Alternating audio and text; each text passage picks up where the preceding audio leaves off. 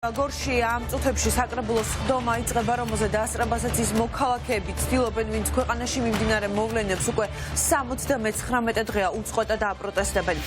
ადგილზე ჩვენი გადამღები ჯგუფიც იმყოფება, გიორგი ახალკაცი შემოგვიერთდება ახლა გორიდან პირდაპირ ეთერში. გიორგი, რა ვითარება არის ახლა საკრებულოს წინ?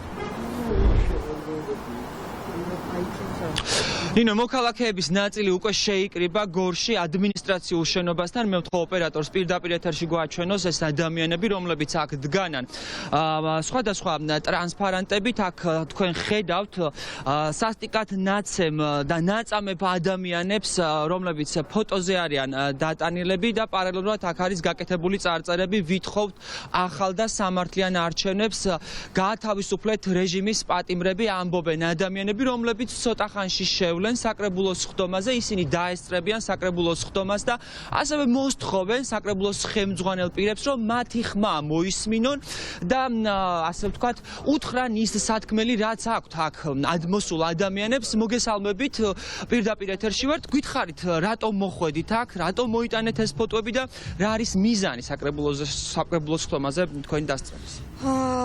ჩვენი ხმა გარედან არ ესმით, შიგნით შევალთ როგორც მოქალაქეები და დავუსვამთ კითხვებს. გვაინტერესებს საერთოდ სიტუაციაში ერკვევიან თუ არა, აღიქვამენ თუ არა. განსაკუთრებით გორის საკრებულოს თავმჯდომარე გორელ, ანუ შიდა ქართლის მოსახლეობას ეუბნება, რომ გორს პირდაპირ არ მიუღია ევროკავშირის არავითარი დახმარება. ამას ამბობს ქალაქზე, სადაც ათობით სკოლა გარემონტებულია დასავლური გრანტებით და გვინდა რომ პირადად ვკითხოთ, რატომ ვერ ხედავს და თუ ვერ ხედავს, ვთხოვოთ რომ გამოგყვეს და ვაჩვენოთ ელემენტარული, რაც ფაქტი არის და რაც ნამდვილად გააკეთა ევროკავშირმა და დიახ, გორში თითქმის ყველაფერი გაკეთებულია ევროკავშირის დაფინანსების, მათ შორის მუნიციპალური ტრანსპორტი. დიდი მადლობა. თეო ბზიშვილს უსმენდა, მთავარი არხის მაყურებელი, ადგილობრივ სამოქალაქო აქტივისტს. კიდევ ერთ ადამიანს გავესაუბრებით, საბა ბულისკერიას. საბა, ამჯერად რა გაქვთ თქვენ სათქმელი ადგილობრივი ხელისუფლების წარმომადგენლებთან, რომლებიც აკეთებენ პრორუსულ განცხადებებს, ანტიდასავლურ განცხადებებს და სულ უფრო ძლიერდება, ჩვენ ვხედავთ ეს რიტორი.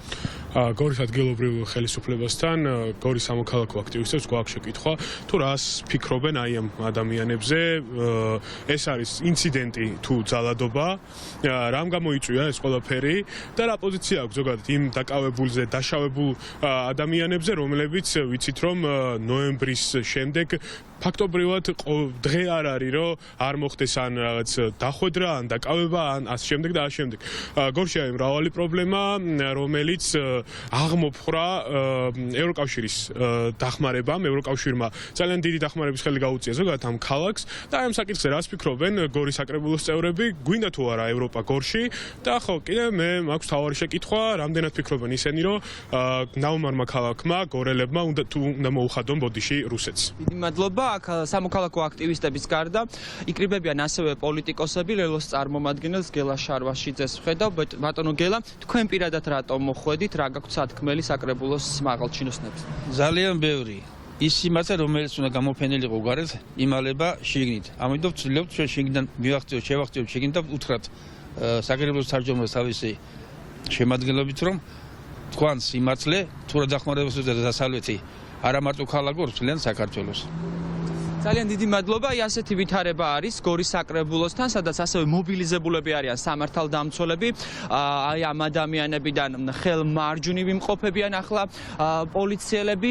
ისინი არიან ასევე როგორც პიკაპებში, ასევე სხვა მანქანებში განთავსებული. გარდა ამისა, პოლიციის მობილიზება შეინიშნება შენობის შიგნით. ნახოთ, მიეცემათ თუ არა პროტესტის მონაწილეებს საკრებულოს ხდომაზე შესulis საშუალება. მე მაყურებელს შევახსენებ, რომ ბოლო დროს მას შემდეგ, რაც ქართულმა ოცნებამ ღიად გააკეთა არჩევანი რუსეთზე და უარი უთხრა დასავლეთს, გორშიც გაძლიერდა მაღალჩინოსნების მხრიდან ანტიდასავლური რიტორიკა, პრორუსული განცხადებები და მათ შორის ამ ადამიანებს, რომლებიც უკვე უწყვეტად აპროტესტებენ ქვეყანაში მიმდინარე მოვლენებს, ხელისუფლების მაღალჩინოსნები პირდაპირ აგენტებს და მართულებს ეძახიან.